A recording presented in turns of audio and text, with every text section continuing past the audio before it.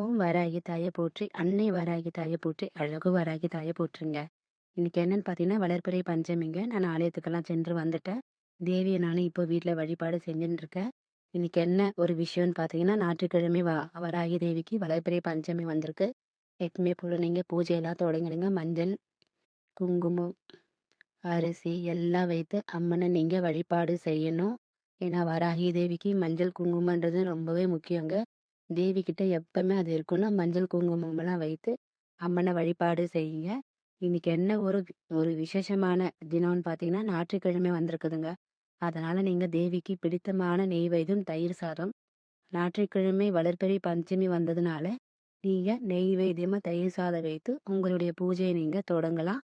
என்னென்ன வேணுமோ இன்னைக்கு எல்லாமே கேளுங்க. ஏன்னா தேவிக்கு இன்னைக்கு ஞாயிற்றுக்கிழமை வந்ததுனால ரொம்பவே ரொம்பவே சக்தி தாங்க. ஏன்னா ஞாயிற்றுக்கிழமைன்றது கெட்ட நேரங்கள்ல அகல வேண்டிய நாளுன்னுவாங்க. அதனால தேவி நீங்க உங்களுக்கு என்னென்ன காரியங்கள் கைகூடி வரலையோ எல்லாமே நீங்க இன்னைக்கு தேவி கிட்ட கேட்கலாம். இன்னைக்கு நீங்க தயிர் சாதம் வைத்து நெய்வேத்தியமா அம்மனை வழிபாடு செய்யுங்க. ரொம்பவே நல்லதுங்க. எல்லாமே கைகூடி வரும். தேவி நமக்கு ஆகட்டும், உங்க குடும்பத்துக்கு ஆகட்டும் எப்பவுமே பக்கத்துணையா இருப்பா. வாராகி தேவினாலே நம்பிக்கை தான். பூஜை பண்ணுங்க. தேவி எப்பவுமே நமக்கு துணையாவே இருப்பா. வாராகி போற்றி, அன்னை வாராகி தாயை போற்றி, அழகு வாராகி தாய்.